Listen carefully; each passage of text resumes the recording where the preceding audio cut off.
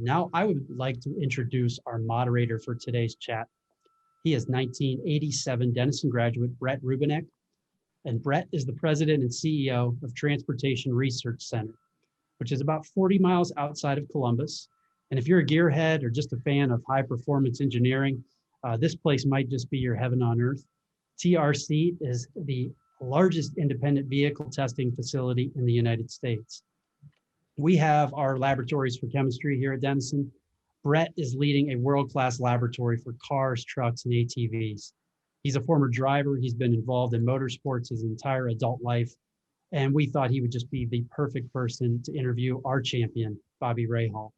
So Brett, you can take it from here, and I'll see you guys a little bit later whenever we take some questions from the viewers. Thanks. Thanks, Craig, and happy to join this sideline chat and sit with Bobby. Bobby and the Rahal name, of course, are synonymous with motorsports throughout the years. But just a brief introduction. I'm going to try and do this in one breath, Bobby, okay? So a couple national championships to start out as an amateur. 1981 Daytona 24-hour winner, 1982 Kart Rookie of the Year, 1986 Indianapolis 500 winner and champion, 1987 champion, 1987 12 Hours of Sebring winner. Sorry. And the list goes on. The list goes on. You transitioned to owning teams after you were, while you were concluding your driving career, and have a couple Indy 500 wins as a team owner, along with victories in the IMSA series as team owner as well. Bobby, of course, is also a member of just about every motorsports Hall of Fame that there is.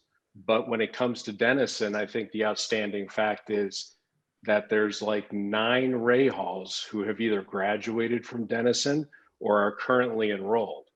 So in an industry that's driven by partnerships and naming rights, have you and President Weinberg talked about maybe Denison powered by Rahal or something like that? There should be a discount by now, at least I would have thought, but not the case. I would add that of those 9, not everybody graduated. So there were a couple of black sheep in there, but for the most part. Let's go back to the beginning and kind of the path to Denison. Was it predestined? Well, to my father, it was predestined. My father went to Denison right after he got out of World War II, out of the Navy. He was in the South Pacific. In those days you took they didn't have ACT or SATs. You took an exam, and if you passed, you could get in. And of course, the GI Bill was substantial enough in those days that pretty much could go anywhere, I guess. And for my father, who was an immigrant as a baby, he was born in 1924, came over from the Middle East, from Lebanon. At that time, he came out of the war and growing up again in kind of lower middle class area of Cleveland, he thought Granville as a whole was like paradise. And it was, I think he really, to the day he died, I think he felt that Denison and the Denison experience in Granville really saved his life and made it what it was. And of course, and my mother had graduated from Case Western Reserve as a nurse. They were married, and she actually worked for the doctor in downtown Granville. There was not the school hospital, but down in the village itself. And they lived in what was called the Enchanted Cottages, which is where Shepherdson Hall is today. And that was mainly for married, well, I think it was for married students, period. A lot of people coming out of the war, were at, you had Rangers in the air, fighter aces. I mean, it was a pretty eclectic group of people. But my dad, growing up, it was always, you can go to any college you want as long as it's Denison. And Denison marketed themselves quite well. Every birthday, I'd get a little card from Denison wishing me happy birthday. I literally from the time I was 1, I'd get these cards every January 10th. And so it was front and center. Now that doesn't mean I went willingly necessarily. You know, I looked at a number of other schools, but I happened to visit Denison just to placate him. And it was a beautiful spring day. And I was walking down Chapel Walk, and a really good looking co-ed said hello to me. And I was pretty much hooked. So in the end, I went willingly. And so freshman Bobby arrives. Yeah, yeah. If you look back from here back to then, what do you tell freshman Bobby? Oh my goodness. Well, I certainly don't. I don't think I could have imagined as a freshman just how meaningful I think being a Denisonian would be throughout my life. You know, I think that I had tremendous experiences all through my 4 years. I look back at, you know, everybody I know, young people who are going to college, I said, you better savor these 4 years because they're the best it's going to be. And even today, you know, very close with a lot of my fraternity brothers, some of whom I can see around are listening in or watching. But also you know, just great experiences, great education, great teachers. And of course, as I think many will attest, in business, when you tell people you went to Denison, there's recognition of the quality of what the Denison experience is all about. So, but as I say, I would say that to that freshman, Bobby, if I could. I had to learn that throughout my life, but I think that's no different than probably many graduates. Yeah, and the network is both broad and deep, and it's doesn't seem that we go very far before we kind of stumble across somebody who has a tie, Sure. whether it's themselves or a family member. For sure. So, so actually some questions are starting to come in, so we'll bounce around a little bit. John Kamek, who I believe you might know, wants to know if you still play football. I didn't play much football when I was at Denison. Intramural maybe, but no, I managed to, you know, when I got to Denison, I did all that in high school. When I got to Denison, I was, cars really became a big part of my life. And I'd much rather, as some of those who would have ridden with me at the time, I'd much rather be driving around the hills of central and southern Ohio, than maybe practicing on a football field. So no, it's that urge to play football pretty much ended in high school.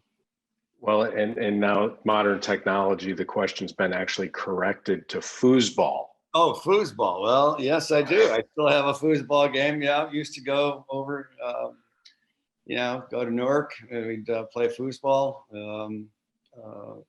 You know, that was a lot of fun. But yes, I still do it. I'm teaching I have 2 young daughters that I have 4 older children, and they're all reasonably good at foosball too. So yeah, that stayed in the family. Something that's continued. So you mentioned kind of the car culture at Denison at the time, and there's stories. So I followed you by a couple of years, stories of maybe what we would today call Granville Cars and Coffee or Denison Cars and Coffee. Yeah. What was that culture like, and what were the cars? What were you driving at the time? My freshman year, I had a Volkswagen Beetle, 1969 or 70, I think it was. And then sophomore year, I had a BMW 2002, bright orange, pretty hard to miss. So I drove that. I put 81,000 hard miles on that car in 3 years at Denison. I think there is some reason to claim that I learned a little bit how to drive a race car based on driving that car, as I said earlier, around the hills of central Ohio. But the car club there, it wasn't really a car club, an organization per se. It was a kind of a loose group of guys and a few women who, you know, there were Fiats, there were Volkswagens, there was BMW. I mean, you name it, Chevy Vegas. I mean, it was a pretty eclectic mix of of cars and people for that matter. And, you know, we'd set up these rallies. We'd go off and bomb around central Ohio, and clearly doing, trying to, you know, maybe setting up the rally so that we had to cover more miles than you could cover following the speed limit. So therefore it was, you know, it was a bit of a sport, and especially avoiding or evading the Ohio State Patrol. But it was, you know, again, kind of a loose group of people, and a lot of interesting, some of whom I'm still friends with today. So it was a good time. Ed Stone chimed in and said he had a TR6, but it wasn't fast enough. So yeah, but that was a pretty cool car, you know. So you mentioned fraternity brothers. Yeah. You were a Phi Gam. Yeah, Phi Gamma Delta. Denison. Fiji. Had the first big all school party every year. Of course, the Fijis were renowned for the Fiji Island party, but I think our house was generally a party just about every weekend. An eclectic group of people. Everybody from, you know, I mean, it was all walks of life. It was a great group. I'm still quite close with many of them from my class, maybe the class before, class 74, 5, maybe even 73 a little bit, but interesting group of people. Many, if not all of whom have gone on to great things in their personal lives and their business lives. And we've, about the last 20 years or so, one of my brothers, Jack Ost, really took it upon himself to bring everybody together. And it's been fantastic because, you know, for a long time we were kind of just all doing our own thing. And then Jack kind of got everybody together. And so it's been a real joy.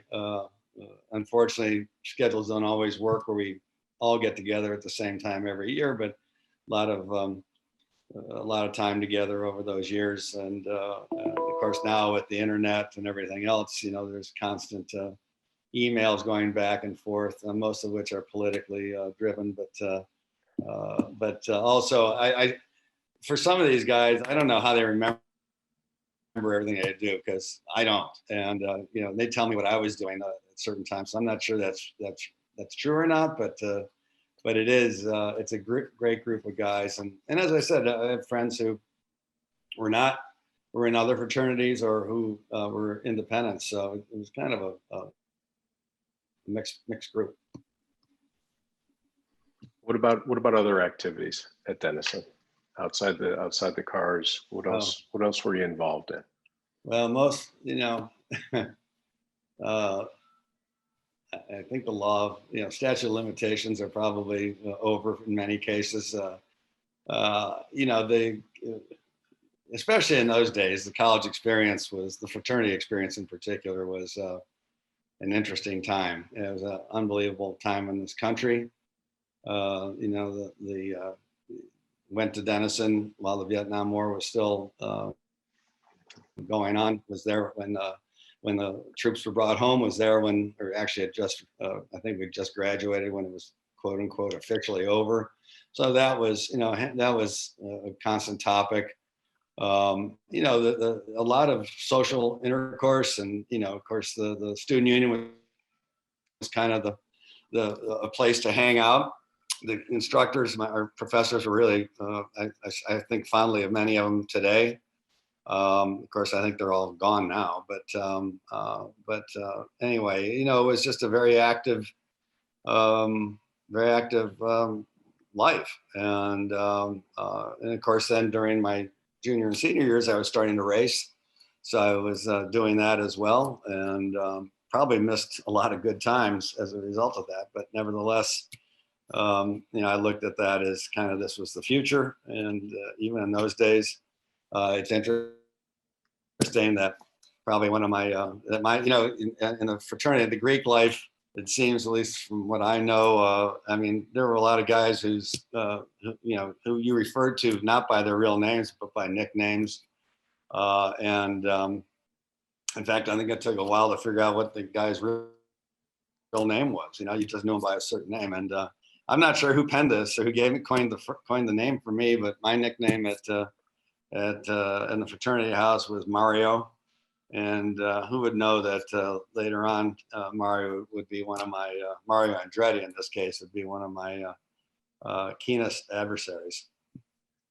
Right, right. So kind of let's transition that way now. Would you think, when you think back, was it, we talked about Denison possibly being predestined. Was the racing predestined for you? Yeah, not really. You know, my father raced as a hobby in sports cars, so he was in the food business. But in our family, you know, you went, you got your education, you got a job, and hopefully the job was good enough that it would allow you to race. But I never had any real expectation of doing that. But between my sophomore and junior year, my dad had an old Lotus racing car, and he surprisingly, he said to me, "If you want to get your amateur license, go ahead." So it sounded like a good idea to me, and off we went. And of course, you're starting at the bottom of the ladder, and you know, but started to have some success, and then you start to think, well, you know, maybe. And then the next year, 70, between junior and senior year, had more success at a more at a higher, you know, at a higher level, and by that time I was, you know, now I'm thinking, okay, well, maybe there is something to us. You know, in those days you couldn't start racing until you were 21.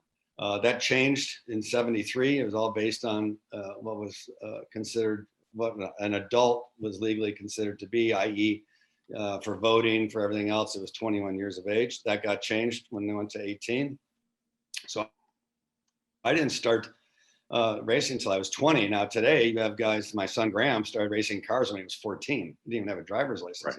And go-karts when maybe 8 years old. That didn't really exist during this time that I started. So, you know, here I am coming up on my class, you know, 1975. Now I'm racing in more professional types of racing. I made one of my mistakes in that year. A big mistake was moving off campus. I think that was, I really missed. I didn't realize how much I would miss the Denison's, you know, scene, you know, the fraternity house, what have you, but lived off campus. But anyway, doing more and more racing, traveling more. And when I graduated, and then in fact, I didn't even go to my graduation, because that was, that weekend was the first professional race that I ever drove in, up in Canada, Edmonton, Canada. And I kind of looked at that race as being my future, and that Denison experience was my past. That was a pretty narrow view of it as a young kid, as a young person would tend to look at things. And amazingly, you know, here my father was the ultimate advocate for Denison, and he agreed, and he actually went to the race with me. So, you know, by 1975, it was, I thought, well, maybe there's a chance, you know, we'll just had to see how things would go. And you know, a few ups and downs, 3 bumps in the road between then and now, but thankfully it all worked out. So what was, so the race in Canada sounds like it was a pivotal moment, but what was kind of in your mind the breakthrough that really got you going? Yeah, in 75, of course, you know, when you first start racing, you have these heroes in your mind, these people that you really admire.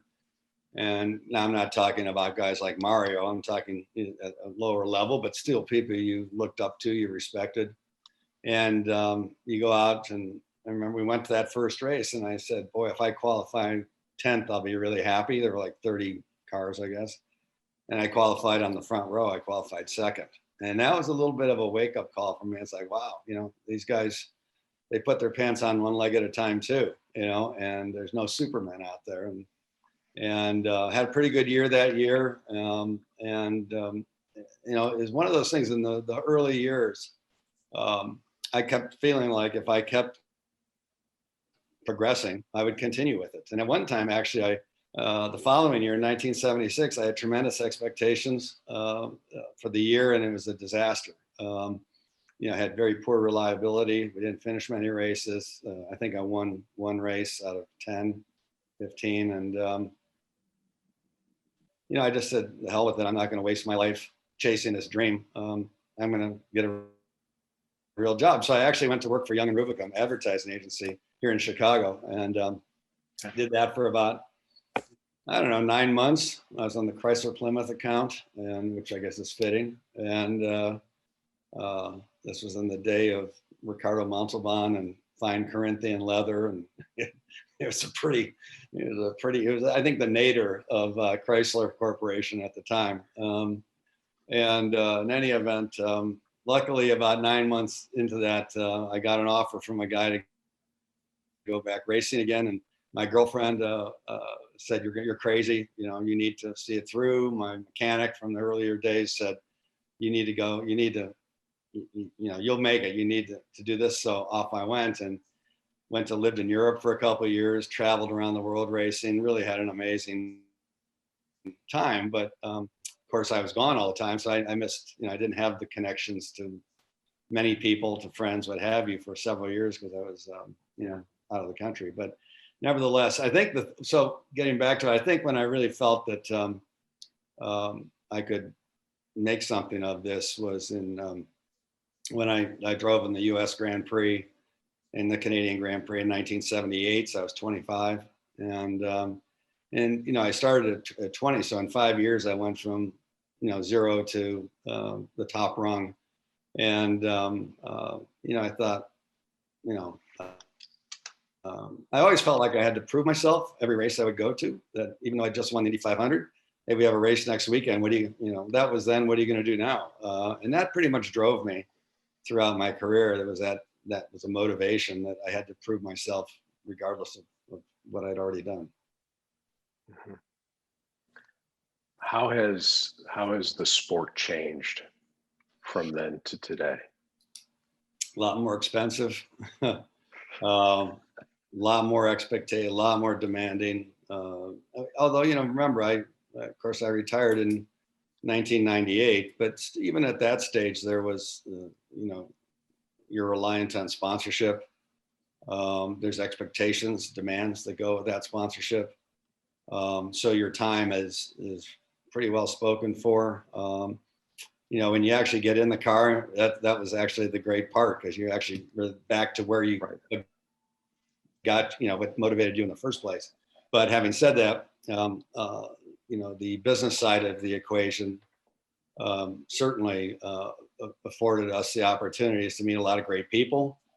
In fact, a beta at Denison, a guy named Dick Strupp, was the head of marketing for Miller Brewing Company. And here in 1991, we would get together, and Miller would be a sponsor of either me as a driver or me as a team owner till 2005. So, there was that Denison connection again, and there were others. So the business side exacted, a lot of time and commitment, but it enabled you to go out and do what you really love doing, and that was driving a racing car. So a bit of a departure for just a minute.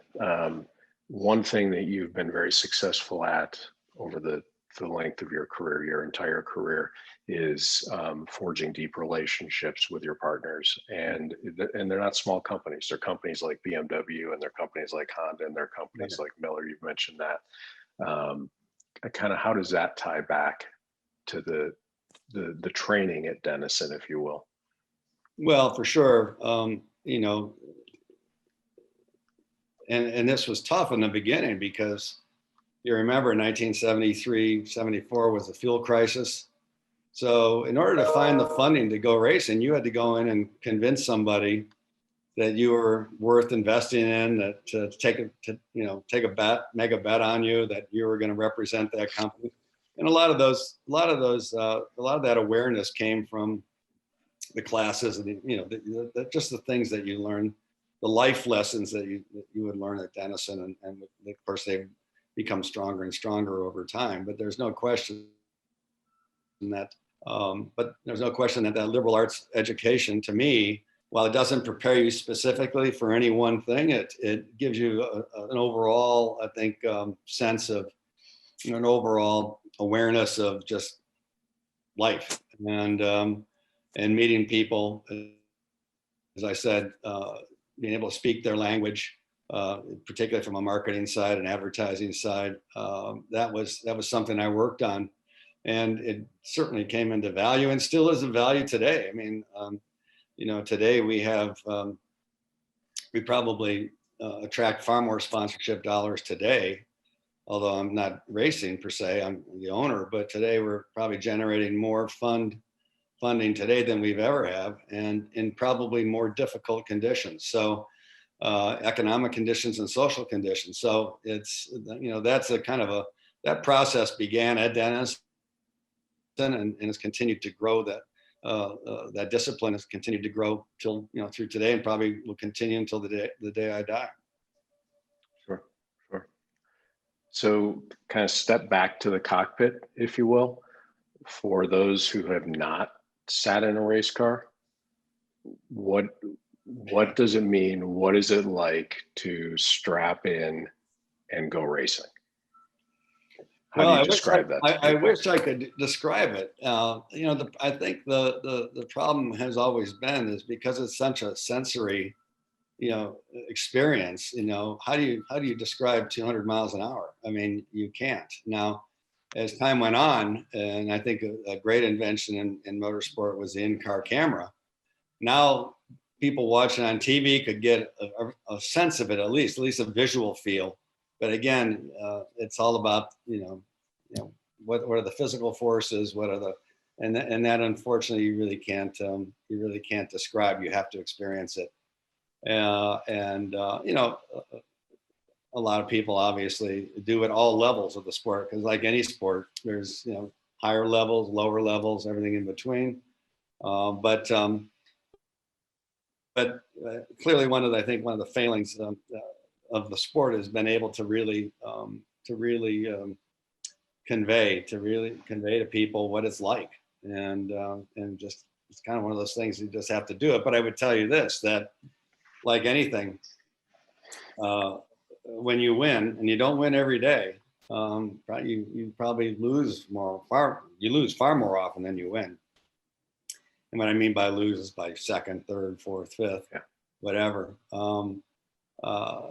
That joy of winning is so amazing that it really just gets you the energy to keep going. And as I said, a lot of days, there are days when you're really tested, when your bravery is tested, when your skills are tested. Then there are days when everything just seems to be so easy, and everything in between. And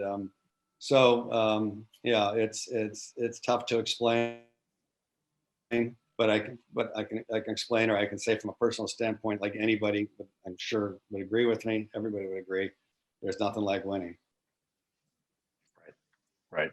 And so that kind of being at the forefront of the mind as you make that pursuit, there was a question about how you trained for the psychological side of the sport. Yeah. And I think maybe an interesting extension to that is what about the kids today? What about the kids that you have driving for you? Yeah, I was just going to say, when I started racing, it was very simple. There was no, your ability to succeed was based on your ability, not just to go fast in the car, but to convey to your mechanic what was going on with the car. And then he would make a change, and then you'd go out, and was that better? Was it worse? And the better able you were to explain it, the better able you were to kind of tune that car and go faster. Mm-hmm. And I don't think there's any question in my mind that the great drivers like Mario Andretti or an AJ Foyt or Rick Mears or all the Emerson Fittipaldi, the people that I drove against, no question in my mind that the people who won all the time were those who had an ability to do that was above others. And of course now, and this really started towards the end of my career, but now it's these cars are basically there are sensors all over gauging the performance of the car from all angles, and so those in the pits can see in real time what's actually going on with the car. You really don't need a driver today, although you still want that ability, but you really all you need is a guy who's going to go fast. And obviously you don't want him crashing, But in order to continue to evolve the car to make it better and better, now you have a lot more information from which to go by. So just to give you an idea, when I started racing, we didn't really have an engineer per se, a degreed engineer. That sort of happened when I got into Indy cars in 1982. And that might be one guy. Today in our team, we have 2 drivers, and we have an engineering department of about 15 people. And they go to every race, and they're poring over the data as the car is going around the track, as they come in after practice. It's constant dissection of the data to understand what worked, what didn't work, comparing that to what the driver's saying, and then going on to making the next changes to try to improve the performance of the car. So today, it's a very different animal than it was when I started. And I would dare say that for the most part, just like you say, what did I do psychologically to understand or mentally to improve my game? And the only way you did it was to go out and race. Now you've got these coaches that come in, and they're all about strengthening the ability of the driver to react under pressure, reaction time, this, that, and the other thing. All these tests can be done.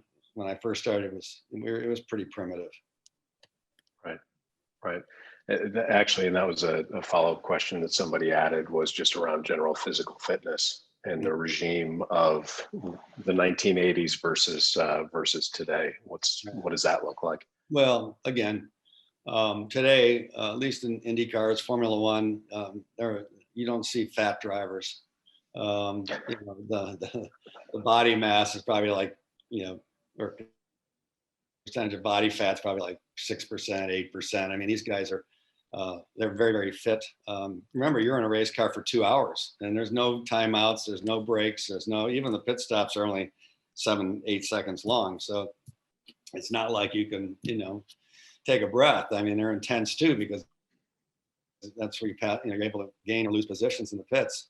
So these guys are really under a lot of physical and mental pressure today that while we had some, for sure, it wasn't to the same level. Now, towards the end of my career, it had ramped up considerably because the car's capabilities were that much greater, especially in cornering speeds, braking distances, things like that. The things that really put physical strain on the driver, and so that was there. But today it's even more so, and there's no. I raced till I was 45 Indy cars, which was, in the 50s and 60s, that was almost kind of standard. Today, there's a few guys in their early 40s. I think the glory days for a driver, at least in IndyCar racing, is from his late 20s to 40. So you got about 12 or 13 years is the sweet spot. But I don't care how experienced you are, how talented you are. A 22-year-old is going to perform at a physical level that's greater than a 45-year-old. That's just the reality, and that does play a role at one point in time. And clearly, when I was 45 and I'm driving against guys that could have been my son, that was the age gap. Sooner or later you just recognize that, and it's time to move on. Transition to the business side. Someone asked the question with the sponsor wall behind you. How much of your time do you devote to developing those relationships? How involved are you in those marketing partnerships? Kind of what percentage of your business life is that? Right. Well, now, certainly the last 4 or 5 years, 6 years in particular, we built up a pretty strong marketing sales group within our racing organization. And my job today really is working hand in hand with them to whether it's closing deals, whether it's making introductions. The sponsorships come from all different ways, from a cold call to somebody that you meet through somebody who's always was interested in what you're doing and how could that help his company or whatever they do. And so all these things come from all different angles. And so we're dedicated. There's about 8 of us. We're dedicated 100% of the time pursuing commercial relationships. And then, of course, in 1989, while I was at Denison, actually, and in the summers, and I wasn't just racing, I was working in a car dealership outside Chicago, Illinois. And frankly, I kind of thought maybe that's where I would have ended up when I look back. But so after Indy in '86, I was introduced to the Honda people. I expressed my interest in getting into the retail automotive marketplace. In fact, had those meetings right out where you are in Marysville, Ohio, which is where Honda's biggest assembly plant is in the United States. And we're pretty much, Honda's almost totally focused on now. And expressed that interest to the key executives there. And in January of '89, we opened our first Honda dealership near Harrisburg, PA. And, that was because I knew I wasn't going to race forever. It's like, you're 45 and you're retired from racing, now what are you going to do? And I really hadn't thought too much of being a team owner, but I had thought a lot about what's next, career point two. And while we had very humble expectations in the beginning, we're now 18 dealerships in the state of Pennsylvania and Pittsburgh and the Harrisburg area. And of course, and a lot of those relationships came out of the success in racing. But then at a certain point in time, you have a real story to tell as a very successful dealer group. And so we're able to continue. And so that's been equally as satisfying and maybe even more so in some respects than my actual racing career. And I'm going to make the guess that it comes down to team there as well, right? Absolutely. I mean, everything. And I think anybody listening in, or, it's all people. It's all about your people. I don't care what you've got. From a racing standpoint, you have to have the best mechanics. You have to have the best engineers. You have to have a culture within that organization that's dedicated to commitment and to winning and to doing what it takes to do it, to have that kind of success. And that's no different. We carry that culture that was developed in racing over my experiences. Was brought to bear in the initial terms of our dealership group and continues today. The motorsports culture is definitely within our dealership group, and we connect those two closely all the time. So it's worked well for us. So a couple questions about the future of the IndyCar series and the future of racing. First one is, what does IndyCar look like with hybrid power? So internal combustion engines now, what does it look like 2 years out? Well, hybrid power is coming. And, IndyCar racing has always been, it's kind of been on the leading edge of development and for motorsports series around the world. A lot of the things that you see in Formula One, for example, emanated from IndyCar racing in the '60s. Of course, we've been using methanol, ethanol, non-petroleum-based fuels for years, since the '50s to a large extent. But conventional power plants today, in 2023. We'll be using hybrid power plants, which of course will give us a lot more power, but be more efficient. There's people, what about electric? Well, there's an electric series, but electric has so many constraints that it really limits what can be done, both on the street and on a racetrack in particular. And yet the conventional engine, a reciprocating engine, is still being made to be more and more efficient over the years, and that's going to continue. And of course, with hybrid technology, you kind of get the best of both worlds. There's already a fuel out there that is a gasoline that's non-petroleum based, that's being tested. So I think you'll continue to see those kinds of developments. Racing always was kind of the tip of that development, and I think it'll continue for many years to come. There will always be race, as long as there's cars or vehicles or whatever we call it. There'll always be competition, and there'll always be racing. So it may look a little different, but it's pretty much going to be the same idea. So, a question, Rahal Letterman Lanigan.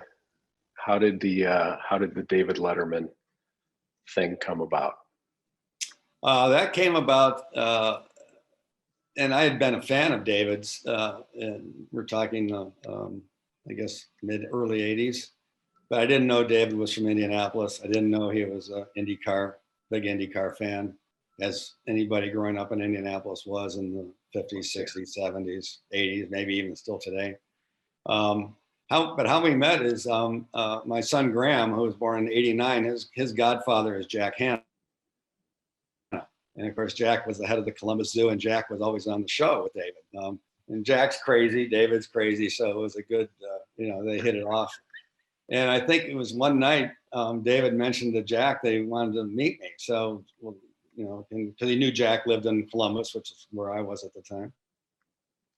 So next thing I know, I'm on the show, and this was after at the end of 1986, after I'd won Indy that year and won the championship. So, and then every year we would race at the Meadowlands Sports Complex, right across the Hudson River from Manhattan. And so every time we go there, we were there from, I think 84 was the first year, so 84 to 92, 91, 92.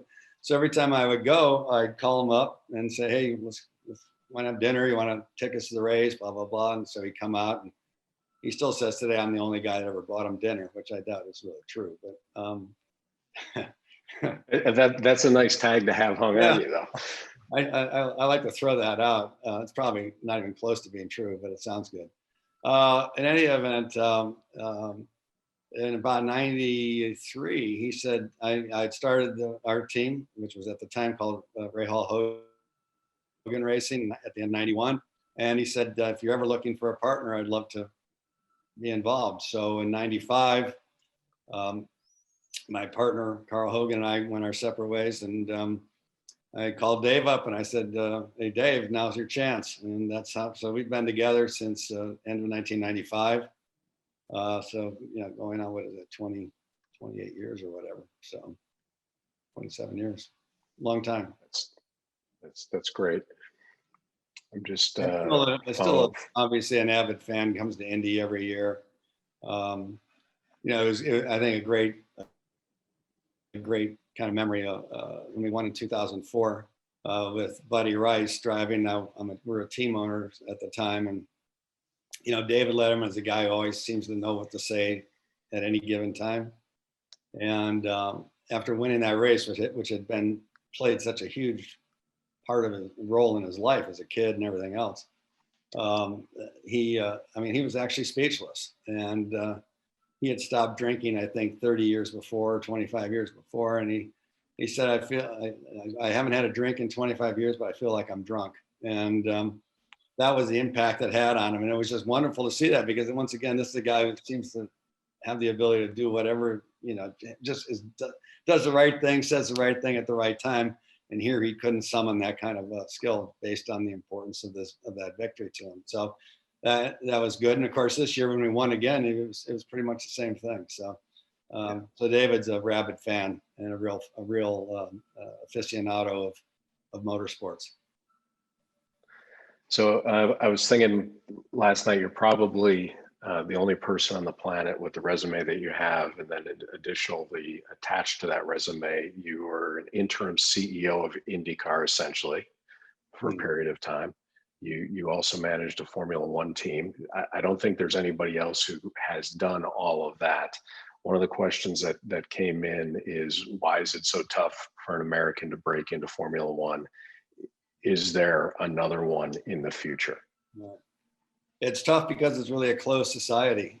Formula One, it's European-centric, Eurocentric is maybe a better way of putting it.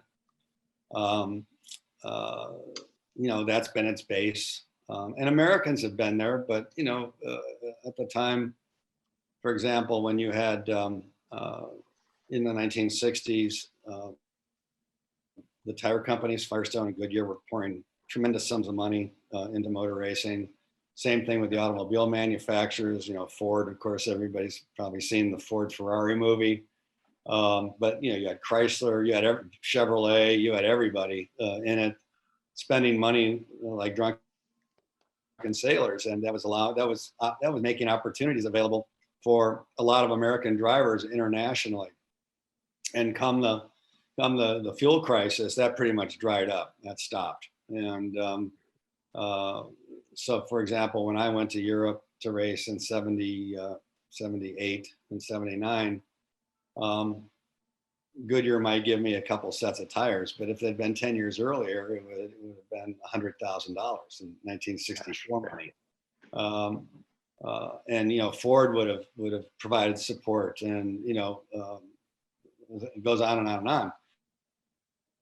And those days are just gone. And on top of that, now if you're IBM France, you want a French driver driving your IBM France car. You don't want an American. So it's kind of funny this year politically, when it was all of a sudden it was bad to consider yourself a nationalist. And I just got a big chuckle. A lot of people were abhorred by that idea in this country, and I got a big chuckle because that's the way the rest of the world is.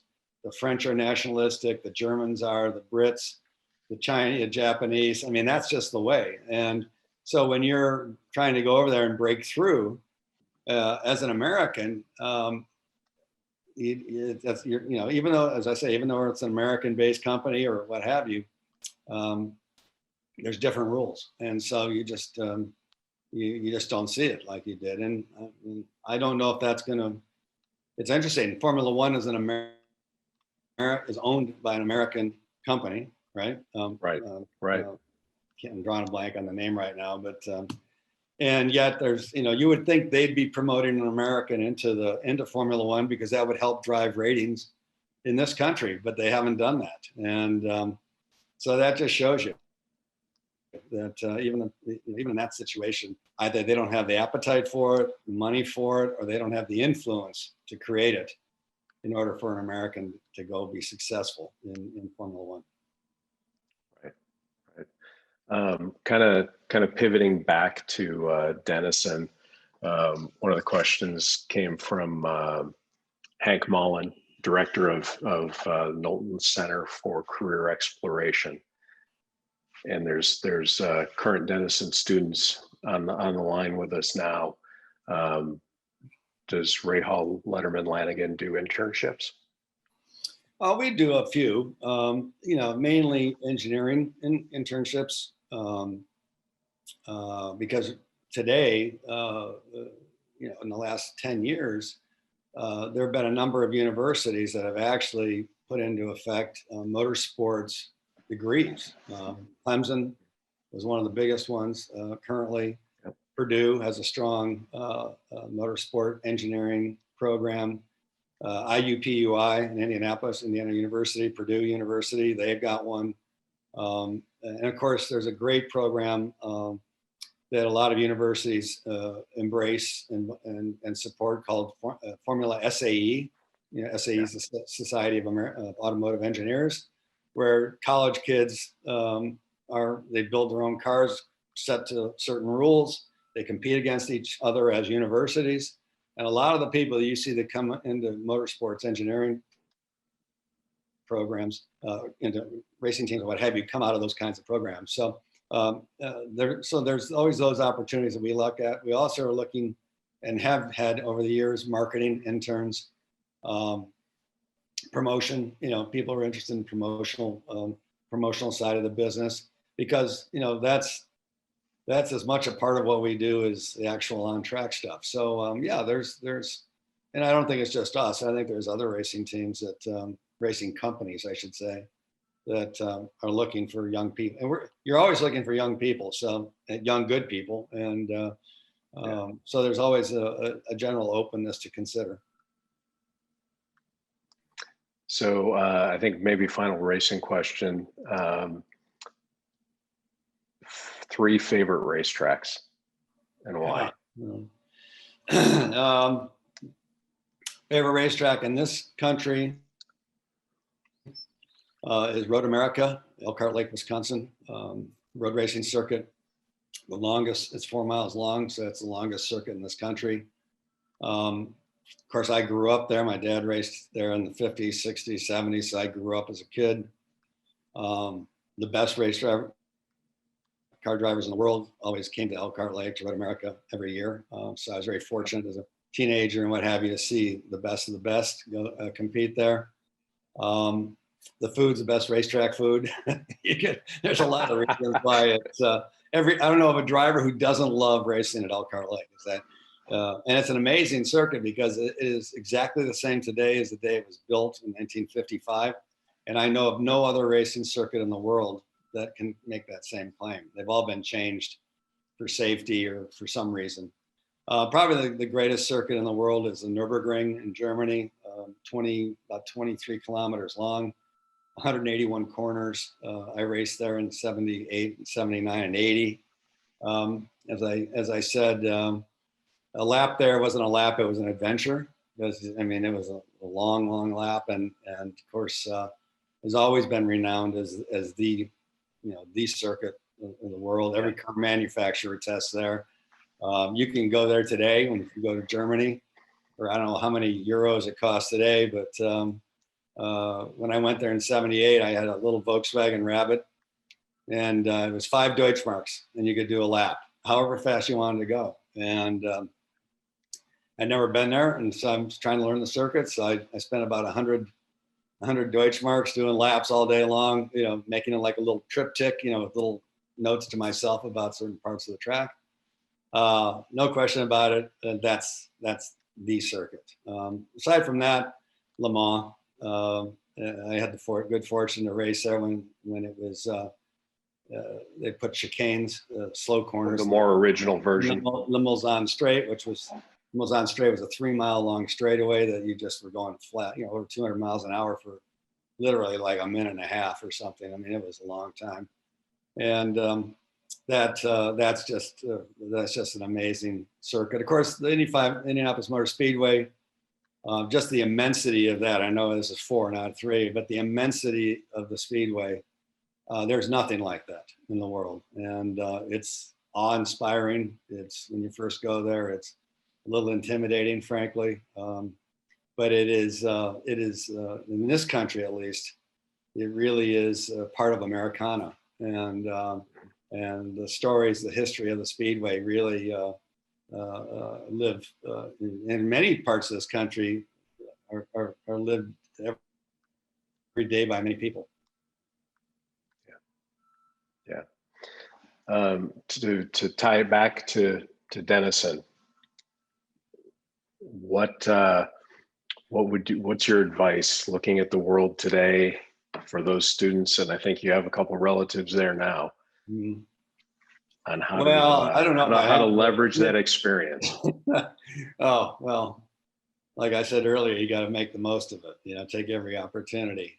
It's changed a lot since I went there. I probably couldn't get in today. You and me both. Yeah, I probably couldn't get in. Over the years, I've had the chance to go back. And of course, this probably isn't politically correct, but I thought the Greek system was very important to me. And it's a shame that it's not really there, at least in the same way. Not saying that, it didn't deserve to get its wings clipped because of the behavior of some of the people there, but that was just a great addition. That was a great part of the Denison experience for me personally. But then you go there, and I took my daughter. I have an 11-year-old daughter. Her mother wants her to go to Notre Dame, and I keep pushing Denison. And I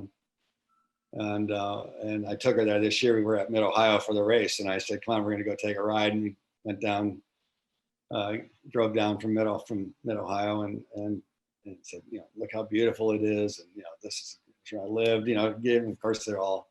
Even at 11, she's rolling her eyes and shaking her head at me like, "Geez, Dad, do we have to?" So I'm a little bit like my father was to me, I suppose. But yeah, I just think, you go there, you can't help but be captivated by it. And for us, for my family, it represents great things. And for my parents in particular, I was saying to you some time ago that this year, through my parents and through my efforts, we were able to fund a chair in history in my mother and father's name. And that was something that was very, very important to them. And glad we were able to get it done. And so consequently, yeah, I'm a advocate. I'm a proponent. And so hopefully I'll have some sway over my children. Graham, my son Graham, who was the racing car driver, he actually got accepted at Denison, but then how do you ask a 19-year-old kid who's making $500,000 a year to forget that and go to school? You know, it's pretty hard. So, but now you're a grandfather with Graham, and Graham's married to Courtney Force from the drag racing family. Yeah. Is there a chance Harlan is a future Denison? Well, I'll work on it. I can assure you, I've got 4 other grandchildren. So, yeah, I'll do my best to sway them, but you know, I'm not sure how much credibility that'll have. We'll see. Time will tell on that. Excellent. Craig, are there other questions that you saw coming in? I know that we're heading up on time. I think we got time here for one more. There was a good one from John Roddy, and he was asking specifically about Danica Patrick, and you're, Bobby, a guy that brought her into IndyCar. Can you just speak a little bit on her career and all she's done, really, to break down barriers in auto racing? Yeah. Well, I'd read about her in karting magazine. She was racing karts here in the Midwest in particular. And so her name popped up because even at that time, we're talking late 90s, probably very early 2000. You didn't see many young women. There have been women in racing since the 50s, the 40s. So it's not like this is a new phenomenon, but there's, of course, there's more young ladies, young girls in racing today because it's become more acceptable, because it's become a lot of young, let's face it, a lot of young girls were, you're socialized into being a mother or being, a nurse or being this or being that. And not many young girls were brought up with the idea of being a race car driver. Danica was. Her father, he was a passionate guy about racing, her mother, and she was having success. So I'd heard about her, and then I met her up in England. I was over there for Jaguar Formula One, and she was racing in England. And in the previous year, she had finished second in a race called the Formula Ford Festival, which if you win that race, you end up in Formula One. That's just kind of like the event. And she finished second. And that was pretty impressive to me. So when I was there, I said to her, well, let's get together every now and then and go have lunch or whatever. The second year she was there, she didn't have such a good year. She came back to the States, really kind of with her tail between her legs, kind of downhearted and depressed. And so we were up at Road America at Elkhart Lake, and we were sitting there, and I said to her, I'd seen her, and she was the first woman I'd met, young woman, who, she just had like a chip on her shoulder. She wanted to prove to everybody that she could do it, and that drove her. And she had a super strong handshake. Anybody who's ever shaken her hand, I mean, most guys don't have a handshake that strong. And it just struck me. So I said to her, I'm